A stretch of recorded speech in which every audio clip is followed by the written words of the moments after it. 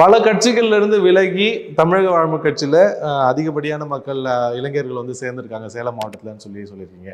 அந்த சேலம் மாவட்டத்திற்கு தமிழக வாழ்மை கட்சி சொல்லிக்கிற அளவுக்கு என்ன செய்திருக்காங்க? கட்சி ஆரம்பிச்சு முதலாம் ஆண்டுலேயே வந்து கெயில் திட்டம் வந்து விஷவாயு வந்து பதிக்கும் போது சேலம் மாவட்டத்தில் பெரும் திரளா 5000 பேர் வந்து மக்கள் திரள் ஆர்ப்பாட்டத்தை நடத்தி அந்த கெயில் திட்டத்தை தடுத்து நிறுத்தது அண்ணன் வேல்முருகன் அவர்கள். அது சசி பெருமாள் அவர் வந்து மதுக்கு எதிரான போராட்டம், மது ஒழிப்பு போராளி.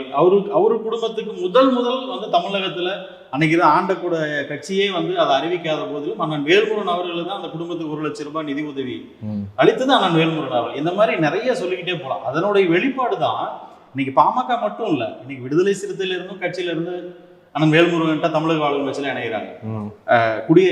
இந்திய குடியரசு கட்சி ஆத்வே, அந்த கட்சியில மாநில துணைத் தலைவர் பிரம்மமூர்த்தின்னு சொல்லி அவர் கிட்டத்தட்ட ஒரு 10,000 இளைஞர்களோட கட்சியில வந்து கடந்த 2 மாதங்களுக்கு முன்பு அண்ணன் வேல்முருகன் கரங்களை வலுப்படுத்துறதுக்கு வந்து இணைஞ்சிருக்காரு.